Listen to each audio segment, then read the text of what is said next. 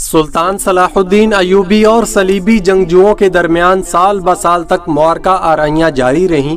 آخر مختلف جنگی کاروائیوں اور مقابلوں کے بعد وہ معرکہ پیش آیا جو تاریخ میں فیصلہ کن حیثیت رکھتا ہے اور جس نے فلسطین کی مسیحی سلطنت کا خاتمہ اور صلیبیوں کی قسمت کا فیصلہ کر دیا۔ یہ خطین کی جنگ تھی جو ہفتہ کے دوران 24 ربیع الاخر 385 ہجری کو پیش آئی اور جس میں سلطان کو فتح حاصل ہوئی۔ مسیحی لشکر کے چیدہ اور منتخب جوان مرد قید کر لیے گئے۔ یروشلم کا بادشاہ گائی اور اس کا بھائی کاریجی نالڈ اور بڑے بڑے عیسائی شرفا گرفتار کر لیے گئے۔ باقی فلسطین کے تمام عیسائی بہادر اور شاہ سوار مسلمانوں کے پہرے میں تھے۔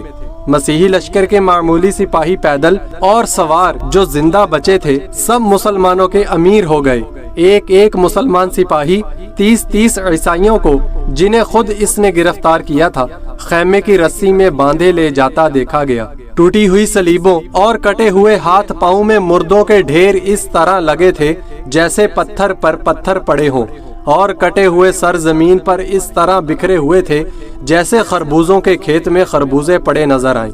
مدتوں تک جنگ کا یہ میدان جس میں یہ خونی لڑائی ہوئی تھی اور جہاں بیان کیا جاتا ہے کہ 3000 آدمی مارے گئے تھے، مشہور رہا کہ 1 سال کے بعد ہڈیوں کے تودے اور ڈھیر دور سے لوگوں کو نظر آتے تھے، اور جانوروں کے کھانے کے بعد جو ٹکڑے بچے تھے وہ بھی میدان جنگ میں جا بجا پڑے دکھائی دیتے تھے۔ اس فتح کے ساتھ یہ واقعہ بھی تاریخ میں یادگار رہے گا جس سے سلطان کی دینی حمید اور قوت ایمانی کا اندازہ ہوتا ہے۔ سلطان صلاح الدین ایوبی نے اپنا خیمہ لڑائی کے میدان میں نصب کروایا۔ جب خیمہ نصب ہو گیا تو حکم دیا کہ قیدی سامنے حاضر کیے جائیں۔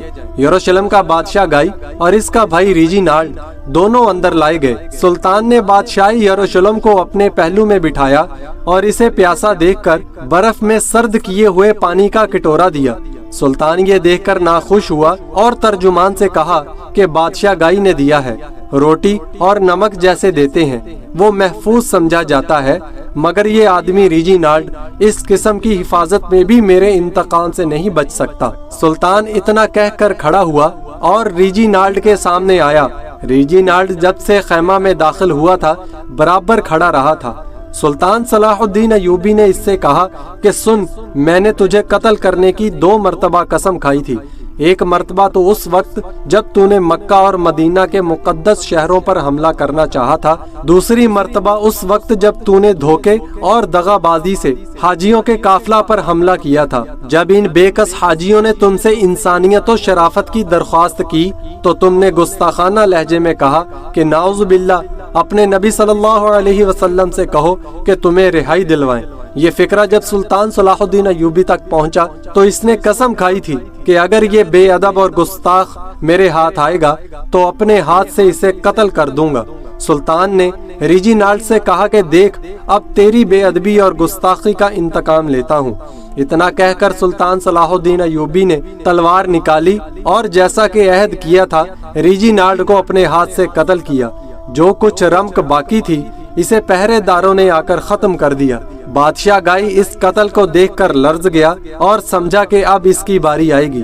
سلطان نے اسے اطمینان دلایا کہ بادشاہوں کا دستور نہیں کہ وہ بادشاہ کو قتل کرے۔ تمہارے بھائی نے بار بار عہد شکنی کی تھی، اب جو کچھ گزر گیا سو گزر گیا۔